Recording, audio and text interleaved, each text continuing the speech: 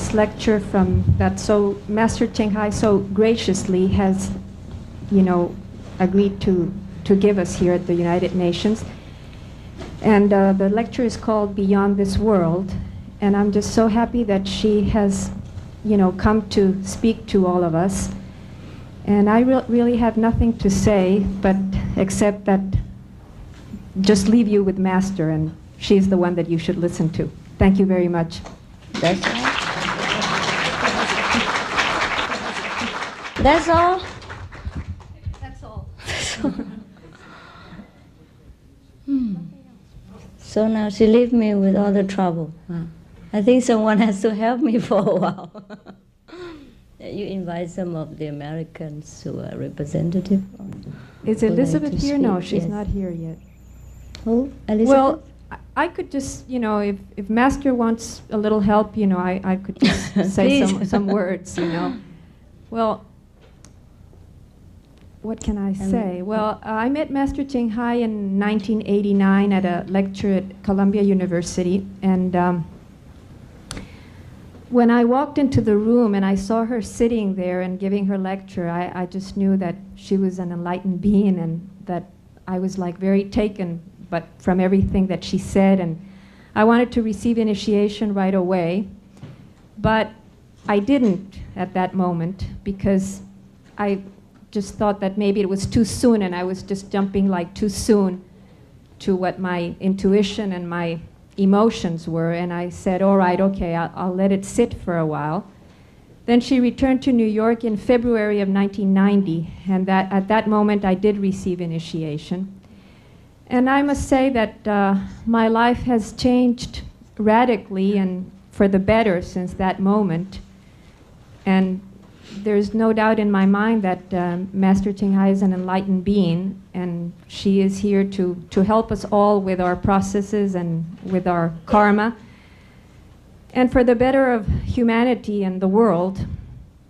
And it's just a great thing to be in the presence of an enlightened master and to have her, so close to us. And what can I say? It's just a blessing for all of us, and for all of you people that are here and that this is your first experience with her. Just, I'm so happy that you are all here and that we can enjoy and share this lecture. Is that enough?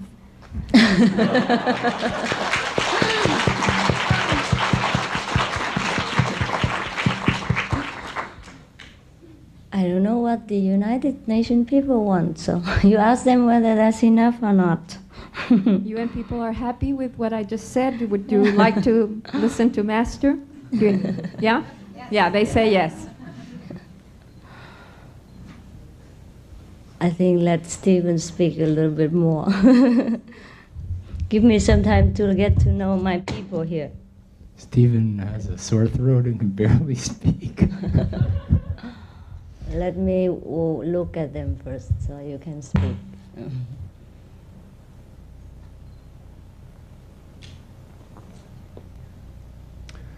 I am what you might call a spiritual seeker, and I've been that for probably all of my life. And what that means is that I've sampled many different teachers and masters, or so-called masters, schools, in many different traditions. Some of them were Hindu, some of them were Islamic, some of them were Christian, and some of them don't even have any names. And I had been doing this seriously for maybe 20 years. And I was living in New York City, and I found an ad in the newspaper, and what it said was the key to instant enlightenment. And it said Master Ching Hai. And I looked at that and I laughed. I thought, I've been working so hard for 20 years, doing all kinds of practices and all kinds of austerities, fasts, yoga asanas, and very, very intense and complicated meditations. And here's someone saying instant enlightenment? And I said, well, I want to go see who this is because I want to come and scoff. I want to criticize. And that was really... See how dangerous it is. That was my reason for coming. And so, I was, all proud, and I went over, it was at Columbia University, and this was in the fall of '89. And I go in and I sit sort of near the back, because I'm not, all that interested. I wanted to escape, after 15 minutes after I had my laugh. And I sat there, and I heard the speaker, like me, and I said, oh, I've heard this so many times. Someone, a disciple comes up and says how much they love their master and all the miracles. Like they talk about all the miracles. And, how many times can you listen to this? I've heard it, and, well, I see this person is very, devoted to their master, and it didn't impress me. I didn't, in fact, I have to confess that when I started buying tapes of master, I would fast forward through the speeches like mine. So I expect for the rest of my life, people are going to fast forward through this speech. Oh, that's how you came. Huh? Yes. Uh-huh. So, thanks to you that I knew his secret. I didn't know that. So, oh boy. So I sat down there and I listened to her talk, and my mouth dropped open, and it was flawless. I thought that I was really good at detecting truth, and there was absolutely nothing I could criticize. And not only that, I found that by the end of the lecture, and it was a long lecture, I think it was maybe 2 hours, with part of it was English, part of it, the question and answers were in Chinese. And I found that when she was talking Chinese, I didn't even care. I mean, it was like being there felt so good. And I took the next step, which is I came back, there was a lecture the next day. And then there was an initiation the next day, and I missed that because my work was more important. And I wound up a month later, I bought a book, like there are books outside, and I bought a book and I said, well, I'll think this over, this was really impressive, but I'll think it over. And I meditated my old meditations, and I read the book, and Master Ching Hai's presence was there every time I meditated. And then I said, I got to get the initiation. So do you want to hear a little miracle story? You think you get back your karma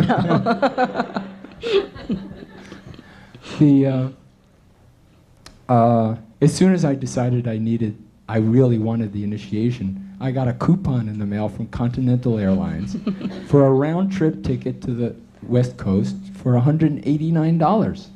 I said, wow, I can afford that. I can get there. I can actually go. And I went to the ticket agency, and they said, no, we can't honor this. I said, well, what do you mean? I have this coupon. They went in the back and called Houston or wherever they call, and they came back and said, yeah, 4 of these have shown up, so we have to honor it. So I had my ticket, and I was going to get my initiation. And I'm still here.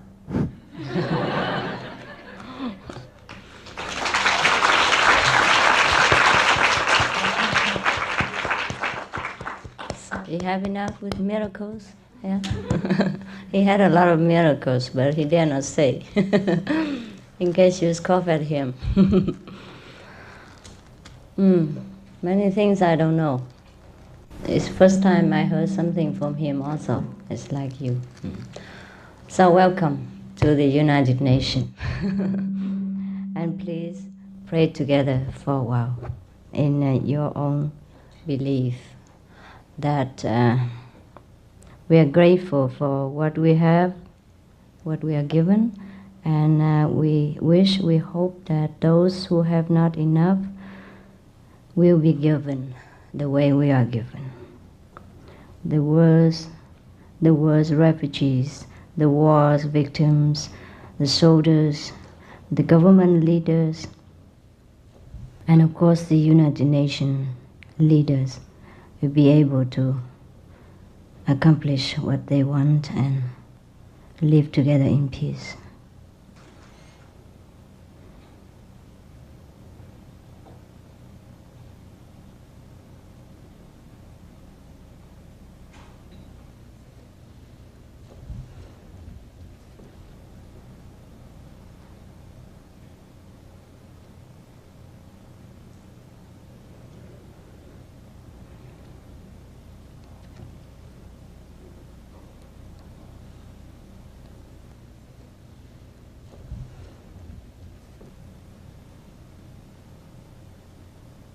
We believe what we ask will be given because it is said so in the Bible.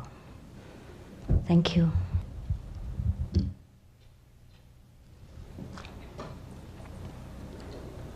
So it's been a long time since I was here. And has any of you been here before? I mean, been to my lecture before? When? Some? Yes. Oh yeah, so many. Thank you, thank you. And today our lecture, the theme of our lecture is Beyond This World. Yes. Because I don't think I would like to talk to you about this world anymore. That you all know, yes? You know this world. We have United Nations. We have America, New York, the apple.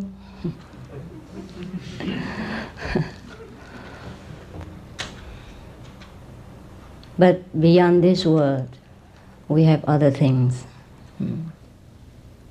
And if I think all of you who came here would be interested to know.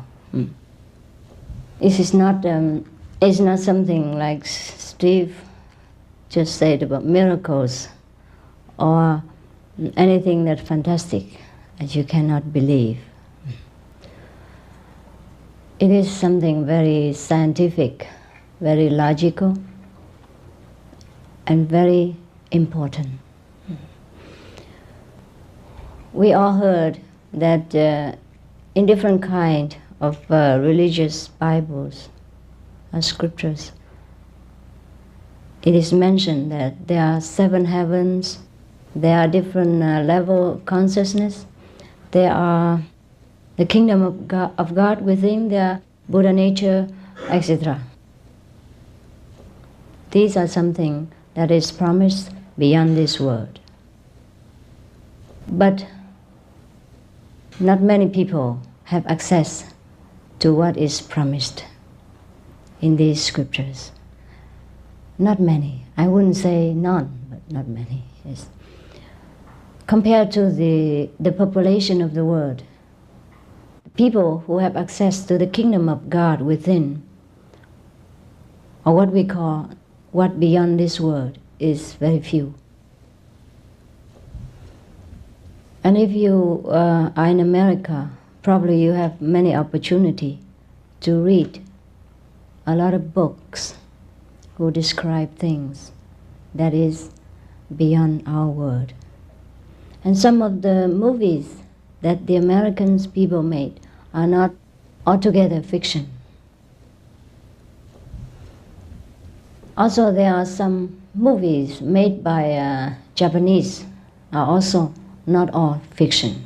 Yes. Because these people have probably read some of the books that have been written by those who has been beyond this world. Or they themselves have some glimpse into the kingdom of God. So, in the kingdom of God, what lies in the kingdom of God? Why should we bother about the kingdom of God? If we already have enough work to do in the world, and we have a job, and we have secure houses, and we have enough loving relationship, etc. Precisely because we already have all this. We should be concerned about the kingdom of God. It sounds too religious when we say the kingdom of God. It's actually just some level of higher consciousness than people in the old day, they say it is heaven.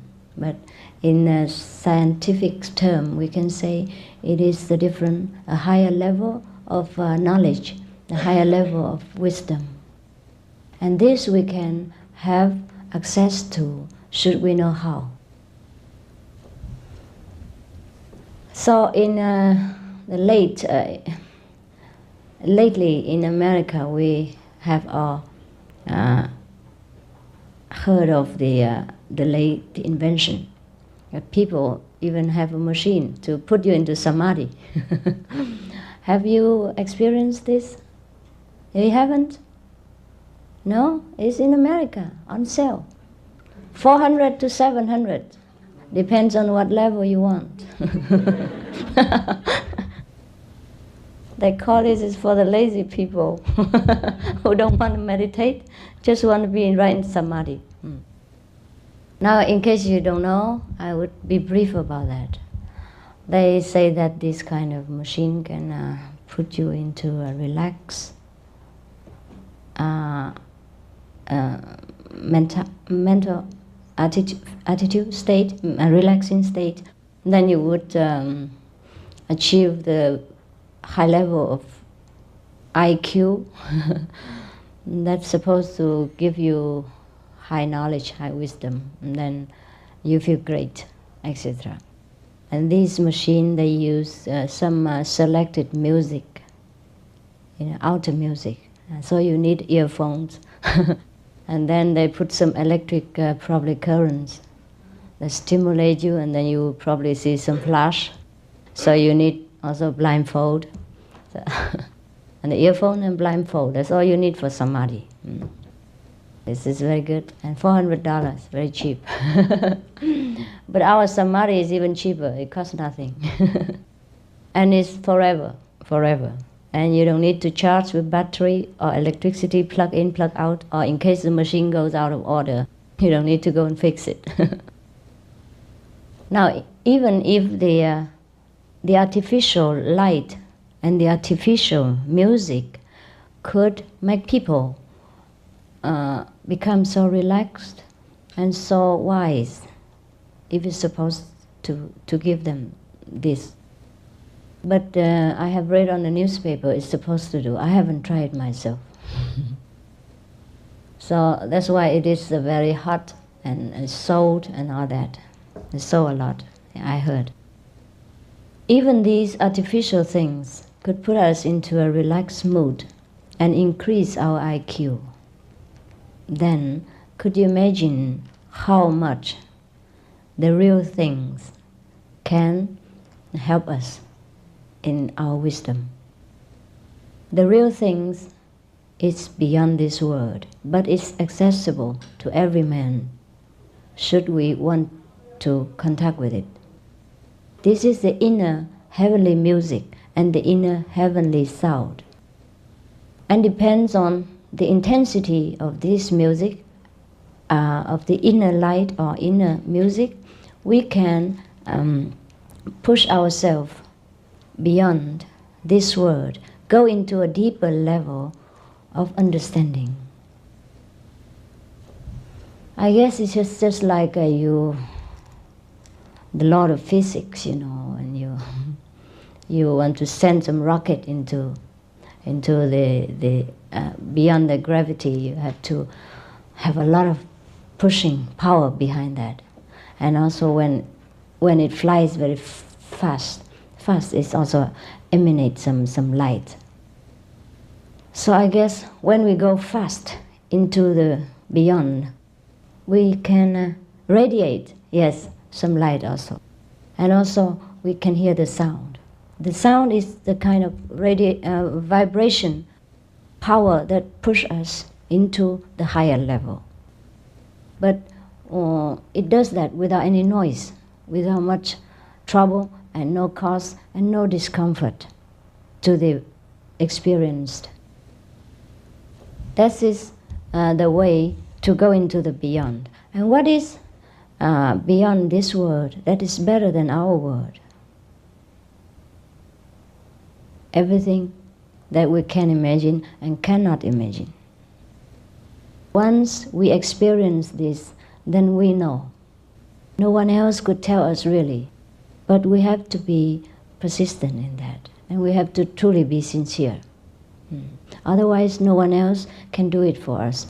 The same like no one else can replace you to work at the UN's office, and you get paid for that. The same as no one else could help us to eat, and then we get satisfied. Therefore, the way is to be experienced, and not. We could listen to someone who has experience to tell us, but we cannot gain much experience from that. We may do for one time, for a couple of times, or some days, due to the power of that person who experienced God. Then we might see some light or hear some sounds very naturally without our effort. But that, in most cases, it doesn't last very long. So we have to also experience it and do it ourselves. Beyond our world, there are many different worlds. We could just put an example, like the one be a little bit higher than us, yeah? What we call the astral world in the Western terminology. In the astral world, they have even 100 and more different levels, and each level is the word of itself, and it represents our level of understanding. It's just like we go into the university, yeah, and then each grade, as we go through the university, it represents our understanding more about the university teaching, and then slowly we move to the graduation. In the astral world, we will see many kind of so-called miracles, and we probably will be tempted also by miracles. And we probably will have miracles also. We can heal the sick, we can, sometimes see something that other people cannot see. We have at least 6 kinds of miracle power. We can see beyond the ordinary boundary. We can hear beyond the limit of space. The distance doesn't make difference to us. That's what we call the heavenly ears and the heavenly eyes. And then we can see through the people's thinking. And what he has in his mind, sometimes we can see, etc. These are the powers that sometimes we acquire when we have access to the first level of the kingdom of God. And within this first level, I have already said that we have many different other levels which offer us a lot more than language can describe.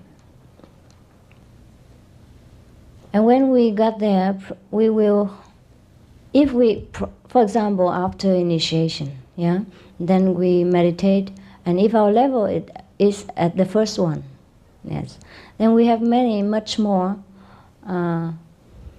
abilities.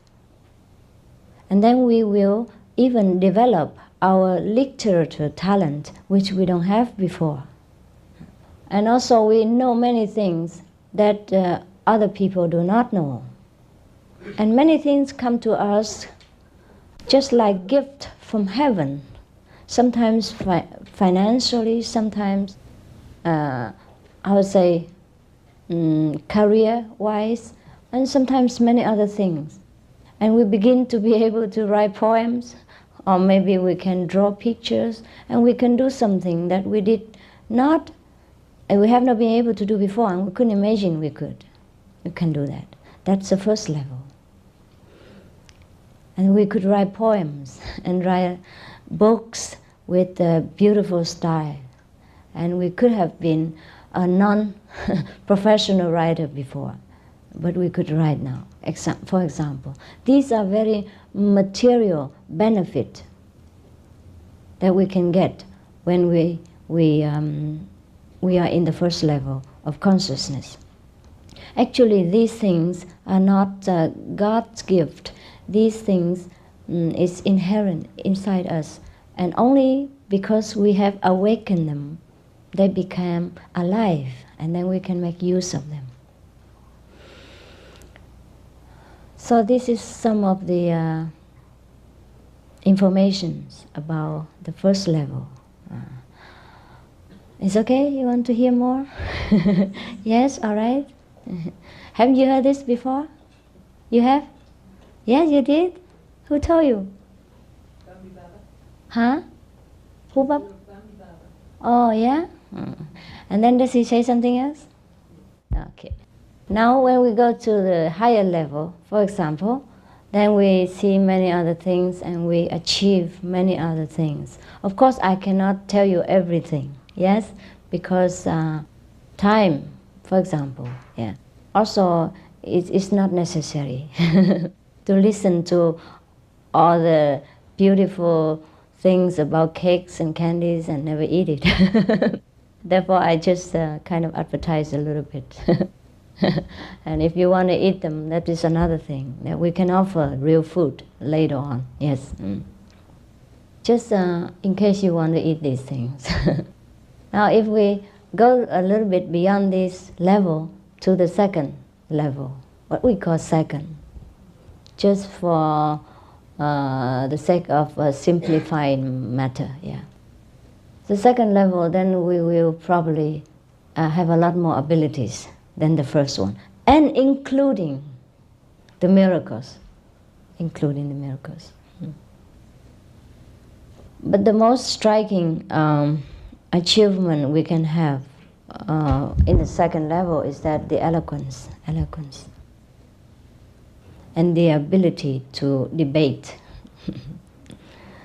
And no one seems to be able to conquer the person who has achieved the second level, because he has a tremendous power of eloquence. And his intellect is at the peak of his power. Most of the people who has ordinary mind, a very simple IQ, cannot match this person, because his IQ has opened to a very high degree. But it is not only the physical brain that has been developed more. It is the mystical power. It is the heavenly power, the wisdom that is inherent inside us now begin to open. In India, people call this level buddhi, means intellectual level. And when you achieve buddhi, you become a Buddha. That's what the word Buddha came from.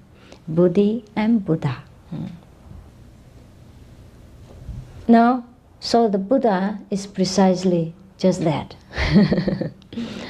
It's not finished, huh? It's not finished, so please. I'm not going to introduce you the Buddha only. There are more than that, okay? So most of the people call an enlightened person a Buddha. If he doesn't know about more than, if he doesn't know beyond the second level, he'll probably feel very proud about it. Yes, thinking that he's a living Buddha, and his disciples, it would be very proud calling him Buddha. But actually, if he only achieved the second level, which he can see through the past, present, and future of any person he chooses to see, and if he has, in which he has an absolute eloquence of speech, then is not yet the end of the kingdom of God. And any person should not be proud of this ability of reading into the past, present, and future, because that is the Akashic record. What you know in the Western terminology. All of you who practice yogas or some kind of meditation, would understand Akashic record, which is a kind of library, like the one we have next door in the UN, with all kind of languages in it. You see Arabic, Russian, Chinese, English, and French, German, everything in your library next door, all kind of languages. And should you have the ability to read all these languages, you know what's going on in that country. Understand?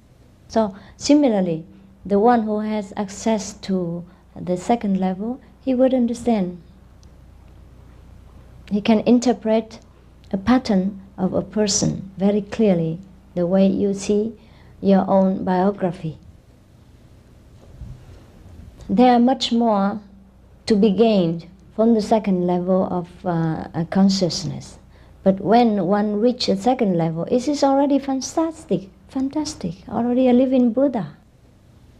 Because you have opened the body, the intellect. And we know many things that we could not name. And every so-called miracles would happen to us, whether we want it or not. Because our intellect just open and just know how to contact the higher source of healing, of arranging, so that our life would become smoother, and better. And our intellect or buddhi has opened so that it can have access to all the information necessary from the past and from the present in order to arrange and to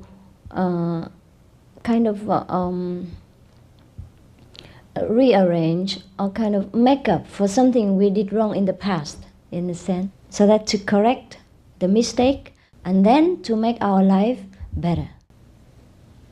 For example, if we did not know that we have offended our neighbor by some unintentional action, and now we know, in a sense, very easy. If we did not know, then the neighbor keep silently against us and trying to do something sometimes behind us in order to harm us because of misunderstanding or because we did something wrong to the neighbor.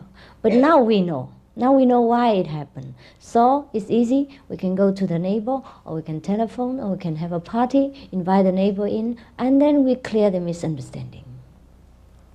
Similar things when we get to the intellectual level, we automatically and silently understand all this and silently arrange all this. Or contact with some source of power which could help us to arrange these things, to to better our way of life, to better our course of life. So we minimize many accidents, many unwelcome situations and unfavorable condition of our life. Understand? Yes, yes. Therefore, when we got to the second level, it is fantastic already. Therefore, what I have explained to you is very scientific and very logical. And no need to think that a yogi or a meditation person is some kind of a mystical person or an ET, extraterrestrial.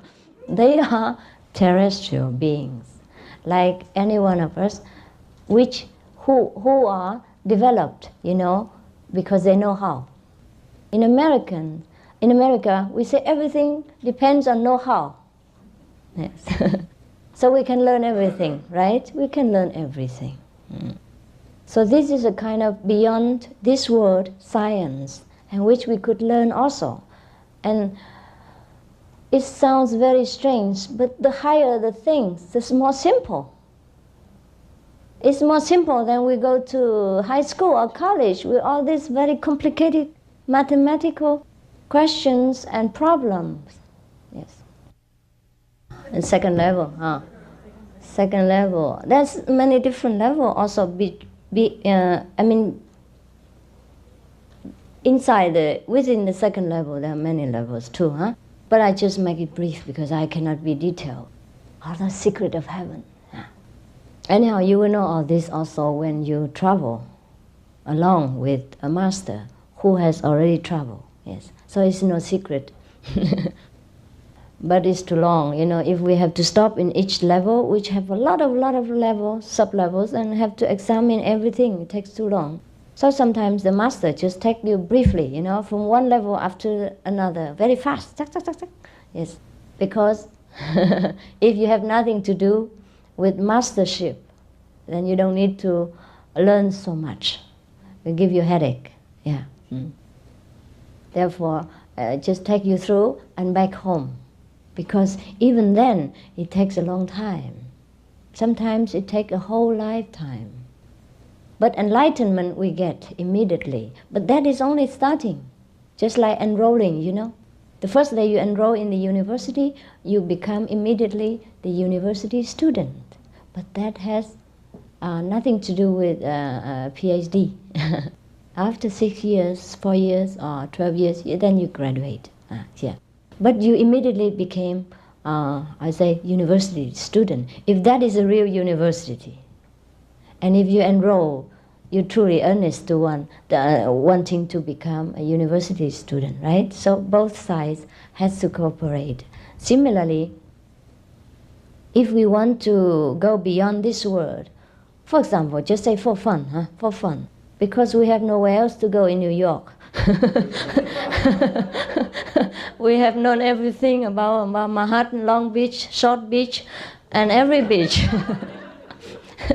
Now suppose we want to take a trip to the ET's place, yes, and to see what's going on, all right? Why not, huh? Since we pay a lot of money to go to Miami, Florida, just to have a bath in the sea, so why couldn't we sometimes go to different worlds, beyond this world, to see what is our neighbor planets look like? And how do the people fare themselves over there? I don't think it is anything strange about that. No? It's just a kind of a little bit further traveling. And mental traveling, spiritual traveling, instead of physical traveling. There are two kinds of travel. So it's very, very logical and very easy to understand. Huh? Now, we were at the second level. Okay, second level. What else should I tell you? So that's how we continue in this world, but then we have the knowledge of the other world at the same time. You understand? Because we travel. We travel. Just like you are American citizen, or you are any other citizens of the world, but then you travel from one country to another just to know what the neighbor country looks like. And I guess many of you in the United Nations are not Native Americans, no? Yes. So you know now, the same thing. We can travel to the next planets or the next level of life in order to understand. Because the distance is so great, so we cannot walk, we cannot take a rocket, and we cannot take even a UFO. Some worlds are longer than UFOs could fly. A UFO? Unidentified object? Yeah, okay. A flying object, yes. Now there are a facility within us which is faster than any UFO can comply. This is our own soul. We call spirit sometimes, yes. And we can fly with these without any fuel, without any police traffic jam or anything at all. And no need to worry that one day the Arab doesn't sell oil to us because it is self-sufficient, yes. Never go out of order, yes. Except when we want to damage it by violating the universal precepts, violating the harmony of heaven and earth, which is very simple to avoid. We would tell you how if you are interested to know. For example, I'll be brief, okay? I'm not a preacher, don't worry. Don't worry, I don't take you to the church. It's just, for example, there are some laws in the universe that we should know. Just like when we drive the car, we must know the law of the traffic. Yeah, red light, you stop. Green light, we go. Drive left or not drive exit, etc. Highway, how much speed? Yes.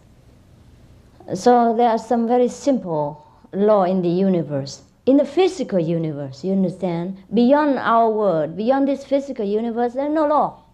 No law at all. We are free, free citizen. But we have to get beyond that in order to be free. And as long as we still live in this world, in a physical body, we should, as much as possible, to keep within the law so we don't get into trouble, and that our vehicles don't get damaged, so we can fly faster, higher, without problem. Yes. So these laws has been written in the Bible, of your Christian Bible, and in the Buddhist Bible, or in the what is it? Hindu's Bible. Yeah, the very simple one, like we don't harm the neighbors, we don't kill. Thou shalt not kill, and then not commit, outside loving relationship, and not stealing, etc. And not not taking intoxicant. That's included the drugs today. Probably the Buddha knew that in the 20th century we will invent cocaine or that. So he said no drug. Yes, the drug is included all kind of gambling and anything that make our mind attached to the physical pleasure and forgot the spiritual journey. If we want to fly fast, high, and without danger. These are physical law, just like the law of physics. When a rocket wants to fly, the scientists had to observe certain law. That is all, okay? So how much more must we be careful, because we want to fly higher than that, higher than the rockets can fly, faster than a UFO. But there are some more details that could be explained should you be interested, and that would be at the time of initiation. Now we don't want to make you bored with all these precepts, which you say, I know already, I read it on the Bible. 10 precepts, right? 10 commandments. Actually, many of us read the precepts but do not very deeply concern with it, or not deeply understand. Or maybe we want to understand it the way we do, but not the way it exactly means. Therefore, it doesn't harm sometimes to remind us or to listen to a little bit of deeper meaning of that again. Yeah. For example, in the Bible, in the Old Testament, the first page, God say, I made all the animal, to befriend you and to help you, and you shall rule over them. And then he say he makes all the food for the animals, each one a different kind. Yes, but he didn't tell us to eat them. No. And he say, I make all the fruit, all the herbs in the field, and the fruits on the trees, which are delicious to the taste and pleasing to the eyes. These shall be your food. But not many people pay attention to that, and so many of the Bible followers are still eating flesh, without understanding what God truly meant. Yes. And if we come into a deeper scientific research, then we will know that we are not for flesh eating. Our system, our intestine, our stomach, our teeth, everything is scientifically made for vegetarian diet only. No wonder most of people get sick, get old fast, get fatigued, and get, sluggish. When they were born so brilliant and intelligent, and they end up a little bit dull, duller each day, and the older they get, the worse they feel. It's because we damage our vehicles, our flying object, our UFO. So if we like to use this vehicle a little bit longer and safer, then we have to take care of it in the proper way. Now, for example, we have a car. You all drive cars. Now, if you put the wrong petrol in it, how would it happen? What will happen? It would drive just a few, probably feet, and then stop, and you don't blame the car. We mistakenly put some fuel which doesn't belong there, or if our petrol has some some water in it, right? It probably can run for a while, but it has trouble, right? Yeah. Or if our oil has become too dirty and we didn't clean it, and then it will run for a while, but then we have trouble. And sometimes it explodes just because we didn't look after our car in a proper manner, right? Yes. Similarly, our body is like a vehicle which we can use to fly from here to eternity, to the very high level of scientific wisdom. But sometimes we damage it, and we don't use it for the proper purpose. For example, our car is to drive many miles, yeah, to bring us to the office, to our friends, and to a different beautiful scenery. But then we don't look after it. We put wrong petrol in it, or we don't take care of the oil, and we don't take care of the water tank, everything. And then it doesn't run very fast. It doesn't run very long, and then we just run around in our lawn, in the circle of our backyard. That's all right also. You understand? But just we waste our purpose of buying a car. It's just a waste of money and time and our energy. That's all. No one is to be blamed, and no police will charge you anything for that. It's just that you waste your car, waste your money, where you could go very far and see many things and enjoy the different scenery. Yes. Similarly, our physical body, we can live in this world. Yes, but then we can take care that within this physical body we have other instruments that we can fly beyond that. Just like an astronaut, yeah, he sits in the rocket, yeah. The rocket is his instrument. He should take good care that he should not violate the physics law, so that his rocket will fly safe and fast. But the astronaut inside is important. Yes, that rocket brings him to his destination. But the rocket is not, you understand, it's not the main object. The astronaut, the destination. Yes. And should he use that just to run around Long Island, then it's also a waste of time. Understand? A waste of money of the nation. So therefore, our body is very precious, because within it sits the master. That's why in the Bible it says, "Know you not that you are the temple of God, and Almighty God dwells within you." The Holy Spirit, the same thing. If we house the Holy Spirit or the Almighty God, can you imagine how terrible is that? How terribly significant. But many people read this fast but do not understand, do not realize the greatness of this sentence, and do not try to find out.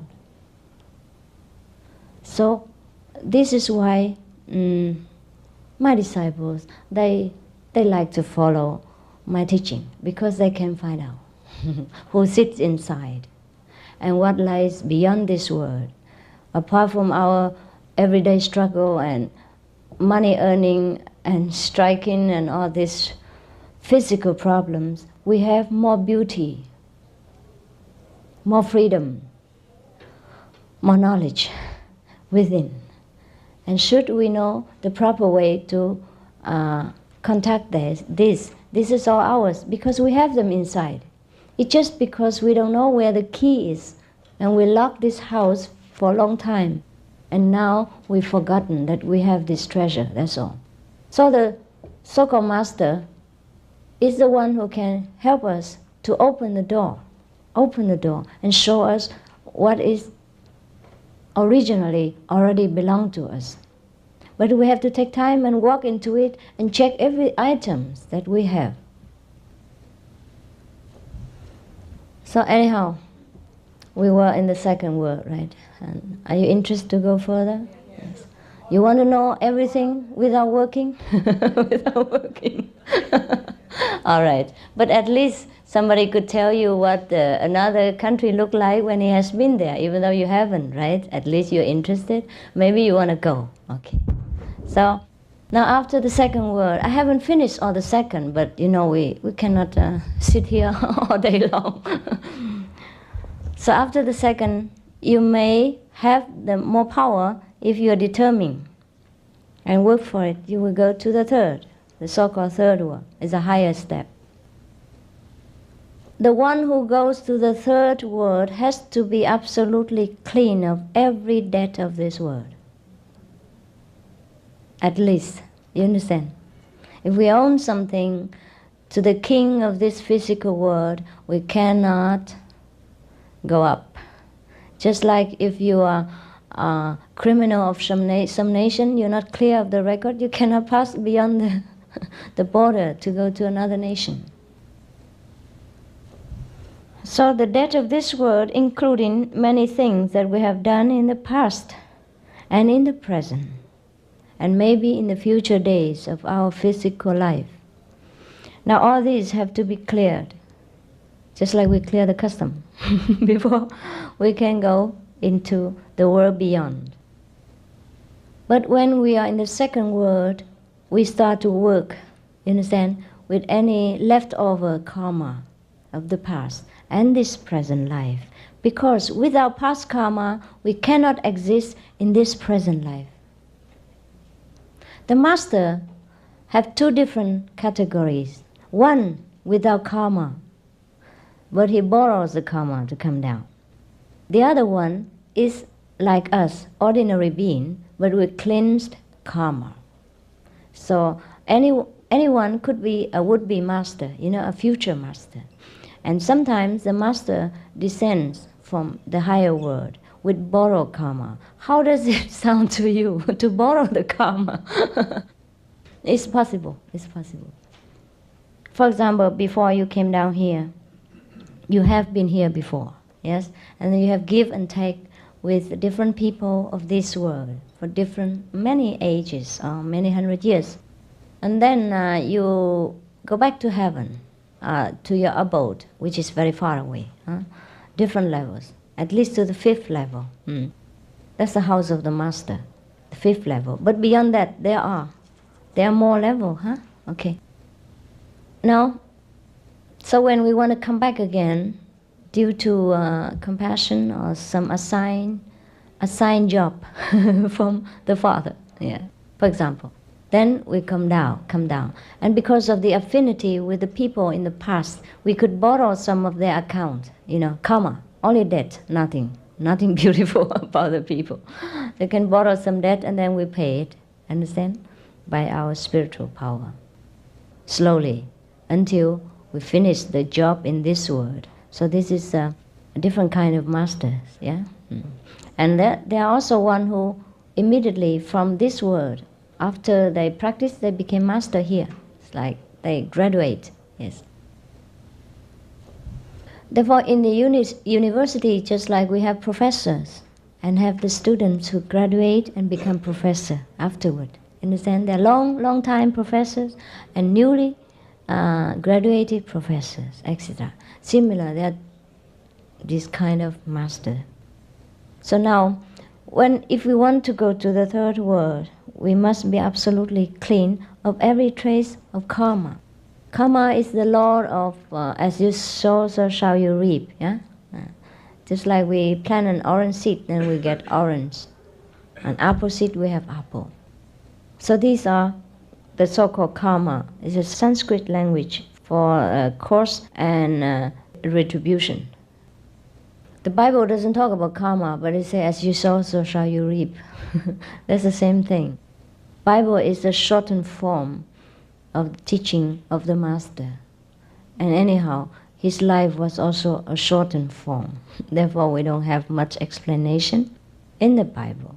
And many of the Bible versions has been also censored in order to suit the so-called leaders of these movements, not necessarily always spiritually minded people. Yes, in every kind of aspects, people sell and buy everything. Brokers, they are brokers of every aspect in life. But the Bible, the truly the true Bible we know is a little bit different, yes. A little bit longer, more precise, and more easy to understand, easier to understand. Anyhow, because we cannot prove much of it, so we don't talk about it in case people say we are blasphemy. So we can only say something that we can prove, okay. And you would ask me, then you talk about this second word, third word, and fourth word, how can you prove it? Well, I can prove it. If you walk along with me the same path, you will see the same thing. Understand? But if you don't walk, then I cannot prove to you. Well, that's of course, That's of course. Therefore, I dare talk about these things because there is proof, yeah? There is proof. We have proof with hundreds of thousands of disciples around the world, so we can say things that we know. Now, for example, if we go to... but this you have to walk with me, You have to walk, Otherwise you cannot say, well, you walk for me and tell me and show me everything. I cannot. For example, if I'm not in the United Nations in this room, doesn't matter how much you tell about this room, I'm not actually experienced it, right? So we have to walk with whomever is experienced guides. Yeah. And I have some of the disciples in this room who has different nationalities. They have some of this experience that I have just told you, and partly and some fully. Yes. And so, after the third word, this by no means everything. What I told you is it's just a part of things. That's kind of a traveling story. You're relating things in a small portion and not very detailed. Even when we read books about some country, it's not the actual country, right? Therefore, we have many books about traveling, about different countries in the world, but we still like to go ourselves over there, right? We know about Spain and Tenerife and Greeks, but these are only movies or only books. We have to go there and to actually experience the joy of being there, and the food that they offer, and the delicious water of the sea, and the beautiful weather, and the friendly people, and all kind of atmosphere that we cannot experience by reading books. So, anyhow, suppose you have passed the third word, and what next? Of course you go to the higher, the fourth. And the fourth word is already out of extraordinary.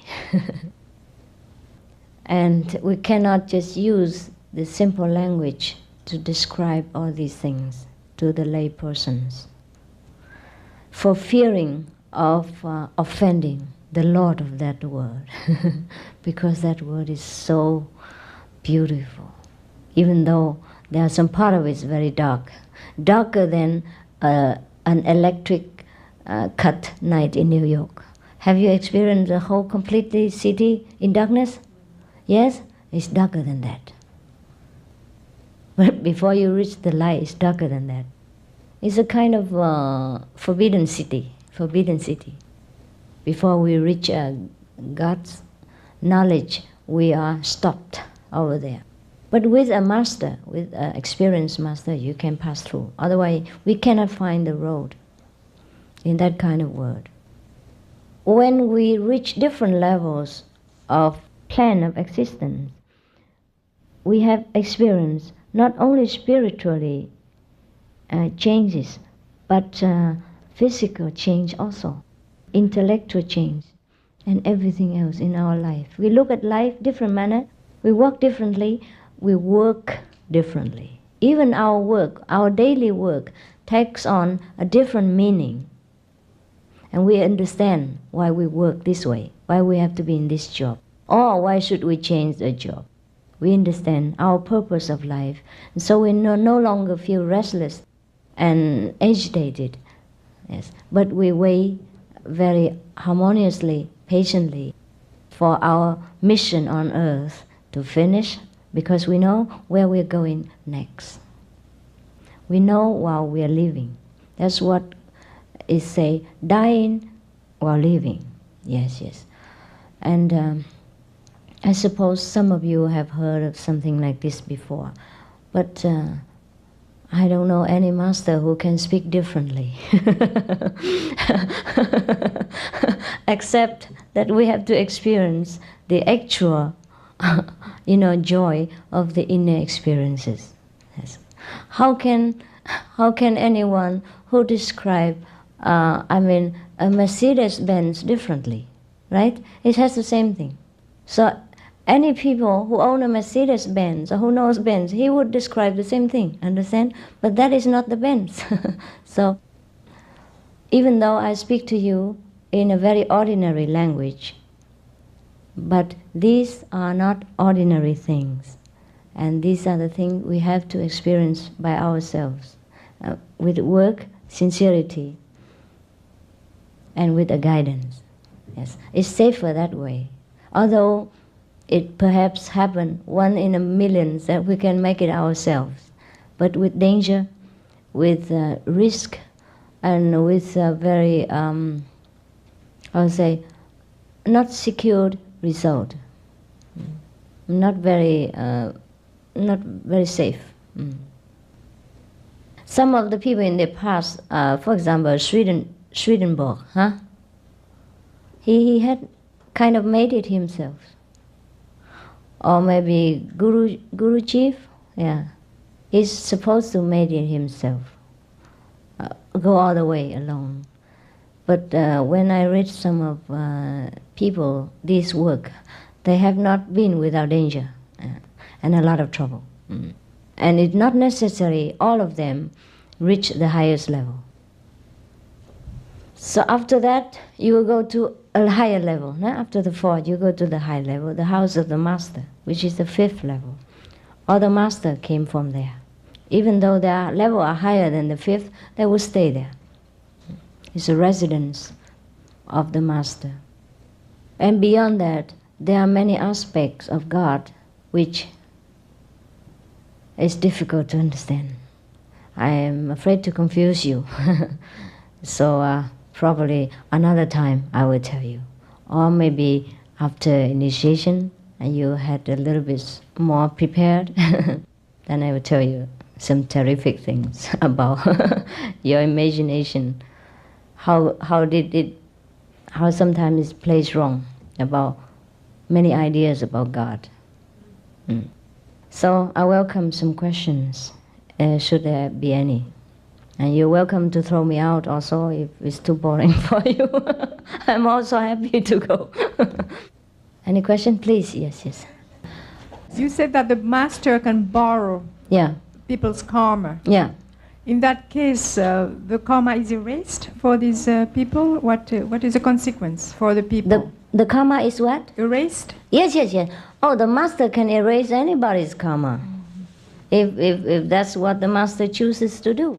In fact, all the disciples, at the time of initiation, all the karma in the past has to be erased.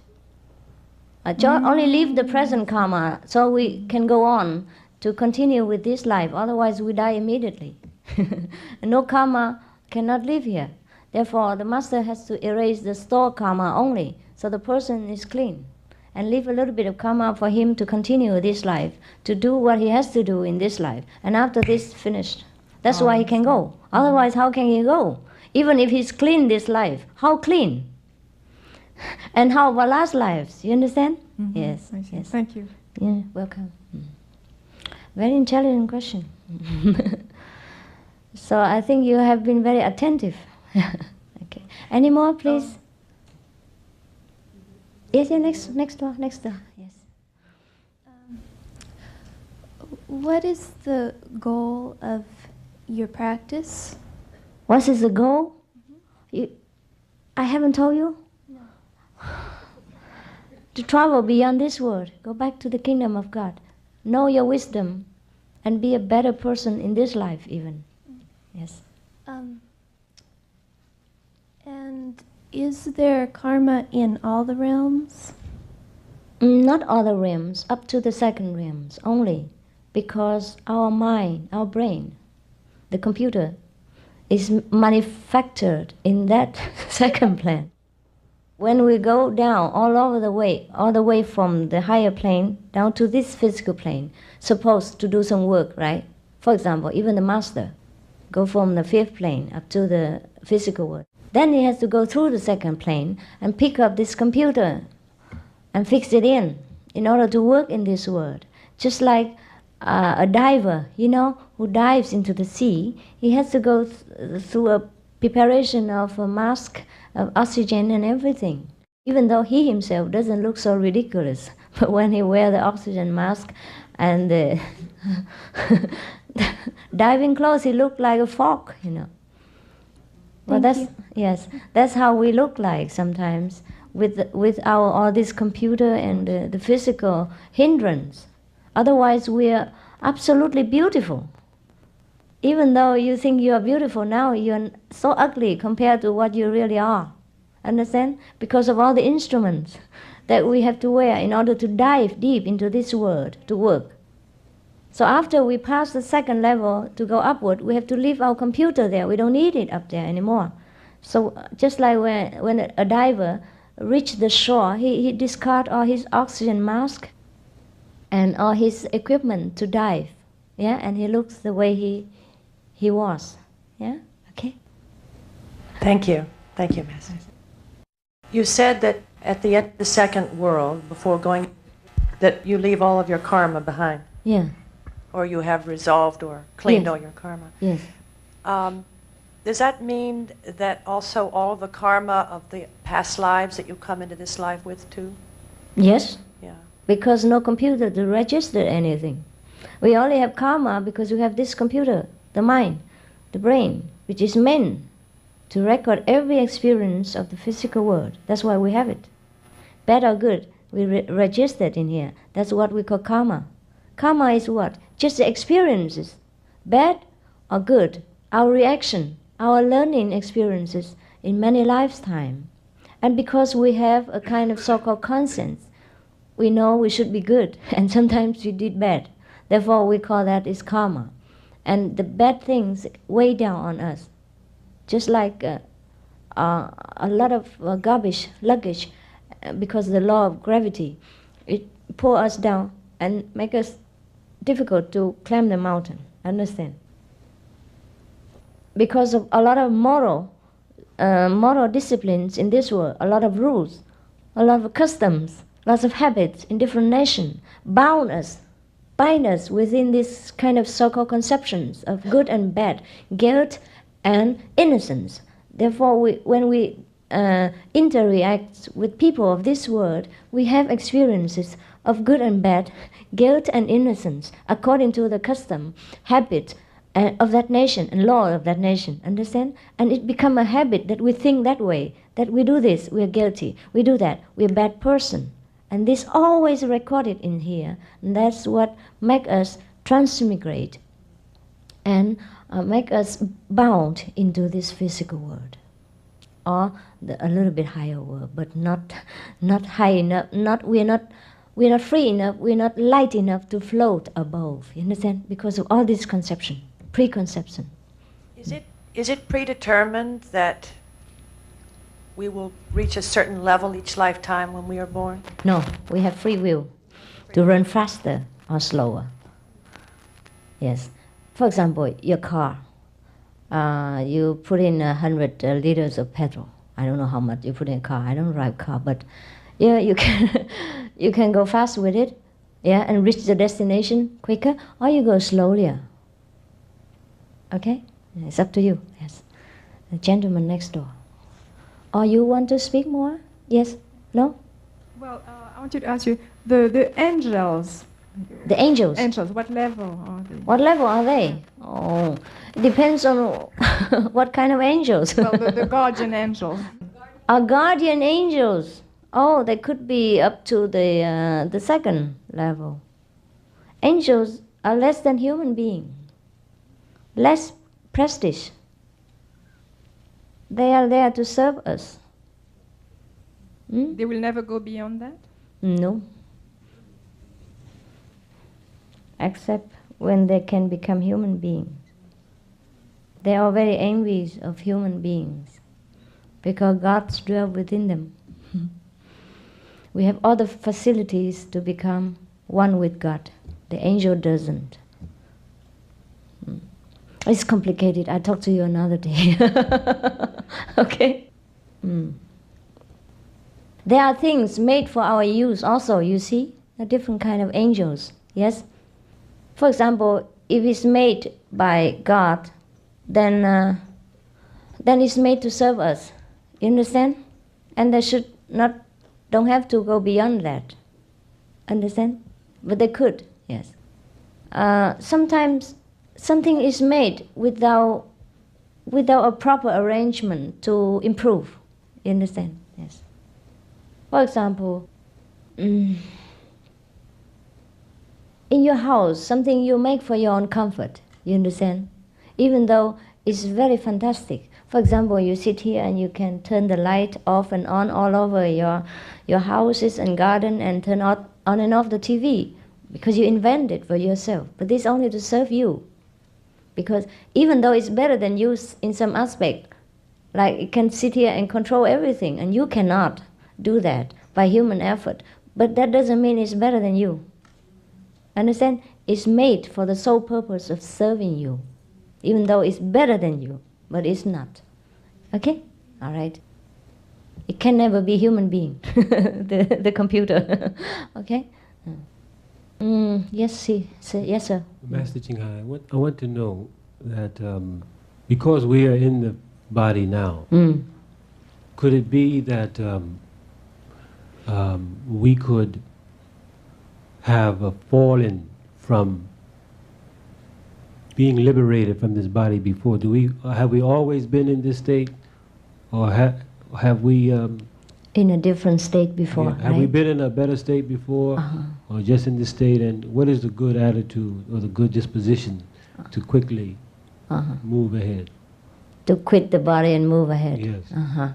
Yes, we can if we know how. Yes, there are many different methods for leaving the body behind and go beyond this world.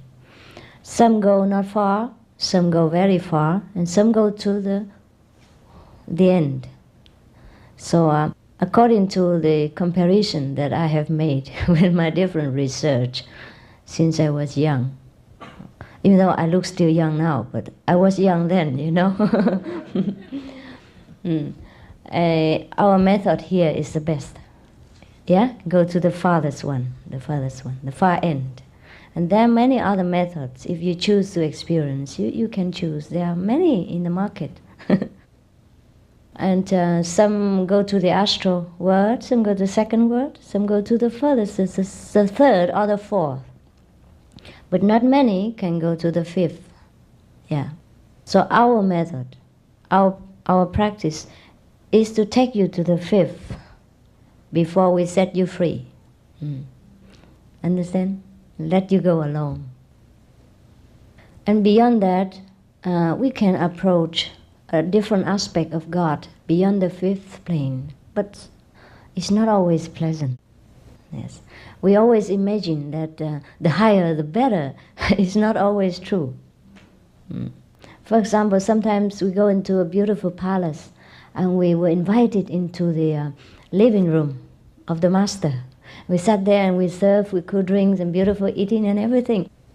And then we thought we should go a little bit deeper into the house, have a look. And then we would venture into the garbage place and, many other things in the house. It's not always important, yeah? And also into a powerhouse. We went into the electricity house, which is behind the house, beyond the house, and we get shocked. Sometimes we die there. So it's not always necessary or recommendable to go into deeper. But we could do that for the sake of adventure. Yeah, okay? Master Ching Hai, it's sort of like two questions. One is, what world do past life memories come from if you were to have a memory of past life? And secondly, how do past lives relate to karma? Yeah, to your present, right? To your karma? To a present karma and Okay. to one's present understanding. Or are they part of the excess baggage that you spoke of? Yes, they relate very much. Okay, first question, where do the past karma come from? past life Past life. remembrances. Yes, you and- can read the past life record, that's for sure. And the past life records, as I told you, came from the Akashic, yeah? Huh? Akashic record, yes. And this is a kind of a library in the second world, which is accessible to anyone who can reach there. Yeah. Not everyone can go to the United Nations Library and have access to it, but I can, for example, today, because I'm invited to talk in the United Nations, right? But not everyone can come in, but you can, because you are kind of residents here, right? So, similarly, when we get access to the second world, we can read the past life. Yeah. Also, when we can we access into the first world, some of it, we can have some glimpse of the past life of a person, but that's not very high and not very complete record. And how do these past life experiences related to the present karma? We can say that these are the experiences we have learned in order to cope with this present lifetime. You understand? What you assimilate in the past, you will bring into practice at this present lifetime. And similarly, too many unpleasant experiences in the past would make you feel frightened when you see some symbol that is very much similar to the present to the past life. For example, if last life, just now, you drop off from the staircase, yeah, by accident, and then hurt yourself badly, and in the dark, and nobody helped you. And now, when you walk down the staircase, you would feel a little bit frightened, especially when it's deep and dark underneath. You would feel kind of struggle, whether to go or not. If last life you have already studied and researched deep into some scientific field, in this life you will find yourself still very interested. So you feel still you have a kind of a pull, to any kind of scientific research, even though you are not a scientist now. Any kind of thing like that. That's why Mozart, he was so a genius when he was 4 years old. He went straight to the piano, and he became famous up till now still. Yeah, he was a genius because he has practiced in many other lifetimes until mastership. But then he died. After that, in the sense, before he reached the peak of his career, he died, and he wasn't satisfied just to live his career because he loved music. So he came back, and all his learned experience from the past musical talent came back to him because he has so strong desire to continue when he died. Understand? And some of these people learn many things from the astral worlds or the second worlds before they are reborn in this world again. Therefore, they are fantastically gifted with science or with music or with literature or with any kind of inventions which other people don't know. You see? Kind of very extraordinary invention that other people cannot understand it and cannot even dream of invent it. Okay? Because they've seen them, they've learned them. Therefore, two kinds of learning, in this world or in the world beyond. Those who are gifted and excellent, like genius, they are the expert from the world beyond, like in the astral world, or second world, sometimes from the third world, if he chose to come back. Yeah, they are excellent. These are genius. Okay. Yes. Specifically, what does your initiation involve? And once one is initiated, what the day-to-day practice involve? Yes. First of all, it's all free of charge. And no binding involved. Except that you have to bind yourself should you want to continue to go further. So the conditions, no experience required, yeah? No previous knowledge about any yoga or any meditation required. But then you have to commit yourself to a lifelong vegetarian diet. No eggs, anything else without killing, it's okay. X, because it's also involved of half killing, even though it's infertile. And also it has kind of quality to have a tendency to attract negative power. You know, that's why many people of the black and white magicians field, or many voodoos people, so-called voodoos, they use X to draw some of the entities from possessed persons. If you know it or not, you know, oh, that's fantastic. At least I have immediate proof, if not immediate enlightenment for you. And after initiation, the time of initiation, you experience the light and the sound of God, yeah? The musical of the spirit. It draws you up in a higher level of consciousness. You will understand the taste of samadhi, the deep peace and joy, yes. And after that, you continue to practice at home if you are serious. If you're not, I cannot push you, I cannot bother you anymore. If you continue and you want me to help you all the way, then I continue. If you do not, you see, that's the way. And 2.5 hours a day meditation. Wake up early in the morning, before you sleep, meditate 2 hours. And maybe half an hour in the lunchtime. When I'm not here to speak, you have 1 hour lunch. You can hide away somewhere and meditate. That's already 1 hour, yeah?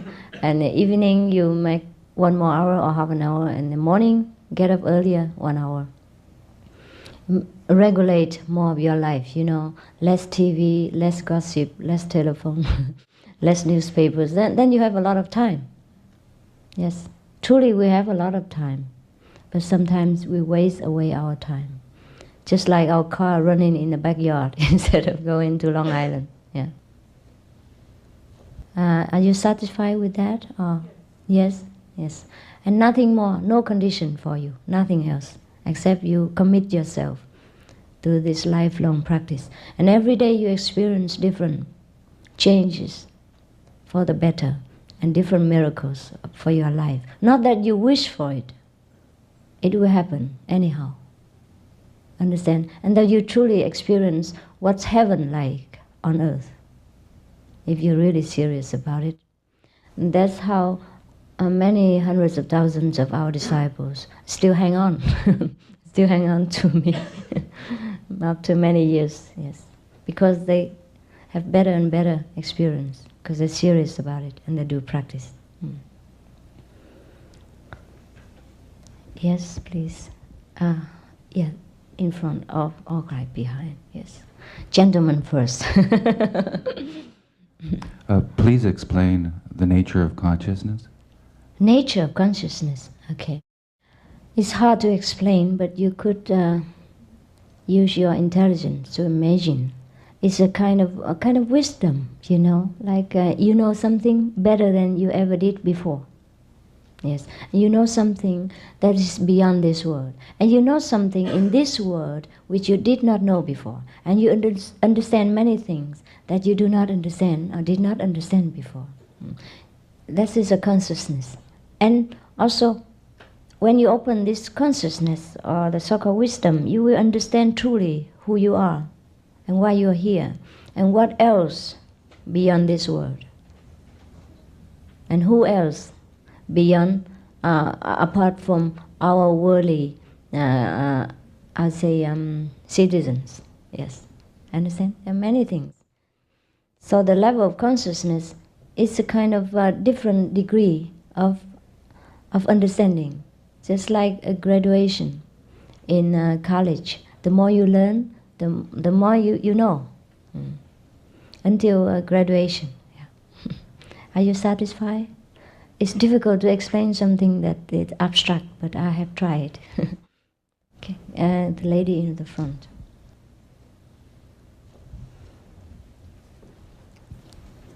It's a kind of awareness, you know. It's difficult to explain. Awareness. When you go to different, higher level of consciousness, your awareness is different. You know things different. You feel different. You feel just absolutely in peace, tranquil, blissful. You have no worry. And everything in your daily life become clearer to you. You know how to handle things and how to take care of problems better. Even it benefits already in the physical level. And inside you, how you feel, that's only you know. It's difficult to explain these things. Just like you married to the girl you love, how you feel, that only you know. No one else can feel it for you. Yes. Honorable Master, thank you for the insight you have given us. I wonder if you would like to address yourself to something that is in my conscience. Why are so many masters on earth today giving us a chance to learn so quickly, if in the past it has been so difficult? Would you like to address yourself to that? Yes, sure. Because in our times, the communication is better. So we know better about the masters. Not that in the past, master did not exist, or master is inaccessible. Of course, it is true that some masters are more accessible than the others. It depends on his choice, or his willing to give, or his affinity with the people at large. But then in any age, always there are 1, 2, 3, 4, 5 masters. Depends on the need of the time. Just we are more aware of the presence of many different masters, maybe different degree of masters, because in this time we are fortunate to have the mass media, to have television, to have radio broadcast and books, which we print in millions and thousands of millions of copies in no time. Yes, in the olden time, we want to print a book. We have to cut the whole tree down first and chop them with very unsophisticated axe, which is kaput in no time and no use in another time. I have to polish it with stones and all kind of things, and to carve one word after another. And when you want to transfer a whole set of Bible, it takes a whole convoy. You understand? Big trucks, if you have a truck at that time. So that's why we know of many masters. You understand? Yes. So it's lucky. It's just very good for you that you can shop. You know, you can choose what you want. So no one be able to teach you and say I'm the best. Yeah, you can have comparison and use your wisdom, intelligence to judge. Oh, this one is better. Or I like that one better. Her faces look terrible. That one ugly. Yes. So my question to you then would be, since you have talked about shopping, would you consider initiating someone who has been initiated by another master? I would, only if that person truly believes that I am more able to take her or him to a higher level and faster. I see. Otherwise, it is better to stick to one's own master if one still feel very much attached and very much having much faith in that master. If you believe your master is the best already, then don't change. If you still have doubt, and if you still have not got the light and sound, which I have mentioned, then you should try. Yes, because light and sound is the standard measurement for a real master. If anyone who will not be able to impart you immediate light or sound is not a real master. I'm sorry to say. The road to heaven is equipped with light and sound. Just like you have to go to dive into the sea, you have to be equipped with oxygen mask and all that. There are things for different purposes. Okay? That's why you see all the saints with the halo on them. Huh? That's light. When you practice this method, you radiate the same light, like they draw on the picture of Jesus, and people can see it. If the people who are psychic, they can see your light. That's why they draw Jesus with the halo, and they draw Buddha with the light around them. You can see your practitioners in a high degree with this light, if you're opened. Many people can see that. Have any of you see this here? You? What did you see? Well, you Yeah, but auras are different from light.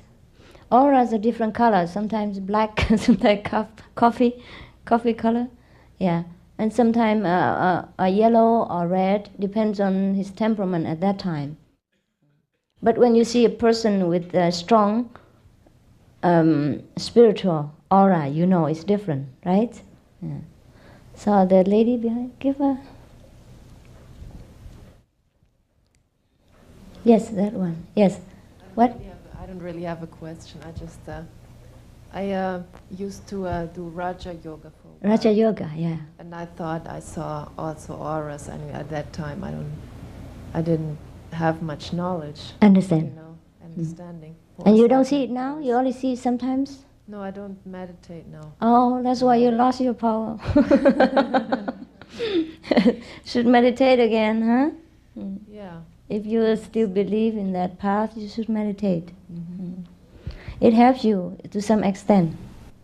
It would not harm. Okay? I just I saw in your leaflet that there are 5 precepts. Yes.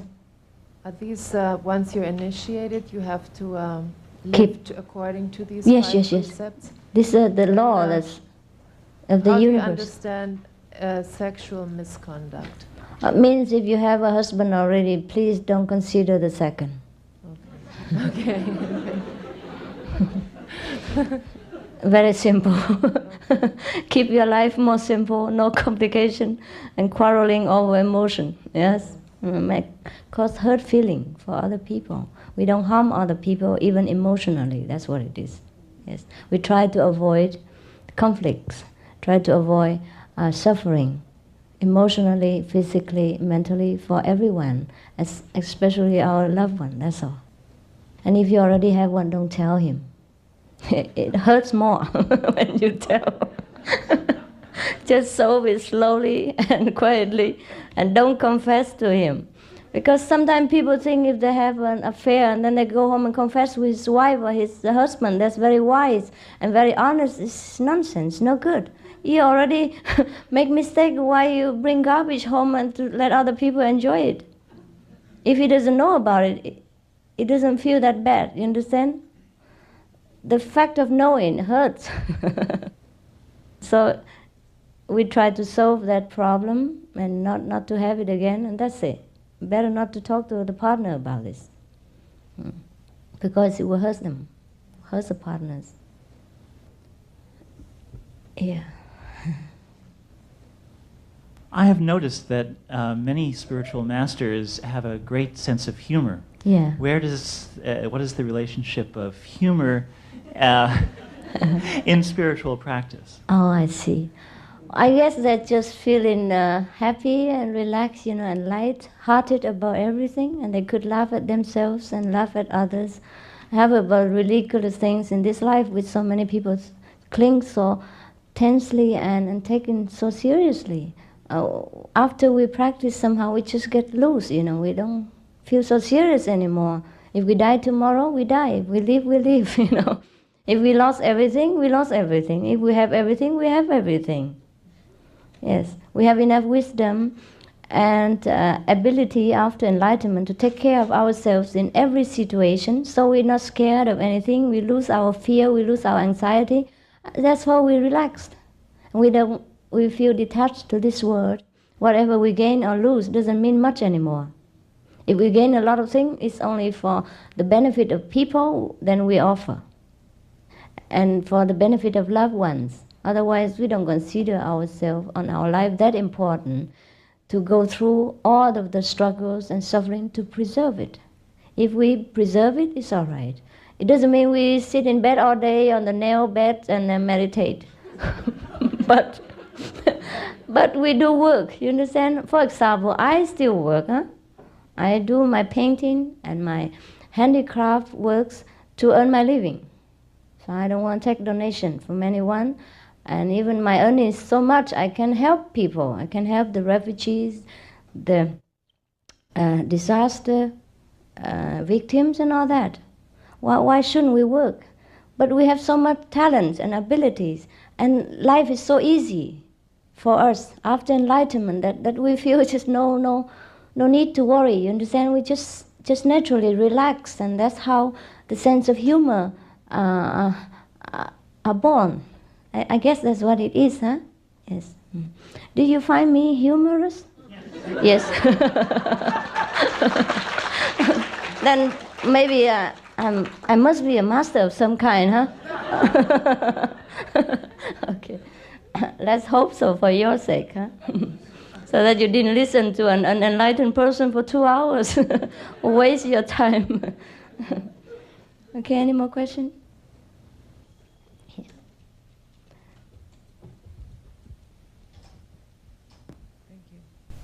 Master Ching Hai, a rush of questions are flooding my mind, and I'll just say them all and you can answer any or not. Okay, any, 108. Okay. And they're questions that we as seeking souls always answer, and we get theories and stories, and I'd just like to hear what you have to say about them. The first is, who are we? Who am I? And how did I get to be in the predicament that I have to get back home? You know, how did I leave home? And why is it important to go back home? And you talked about going back to the fifth realm, and not necessarily it being important going further than that. But if there is a further than that, then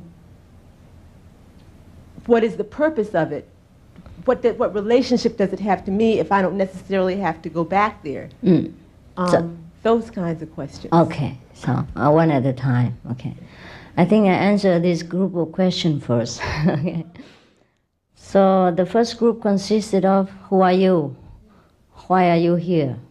And why you have to go home? And why the fifth and not the sixth? Right? Simple. Okay. Now it's getting humorous now. Okay. Pertaining to the question of who am I, you can go and ask the Zen master, which is abound in New York State. You can look into Yellow Page and find one. I'm not specialized in that. And the second, why are you here? Maybe because you like to be here. Or else who can force us to be here? Since we are the children of God. The so-called children of God is like God himself. No? A prince is similar to the king in some aspect, or more or less like the king or the future king. So only when he likes to be somewhere, then he'll be there.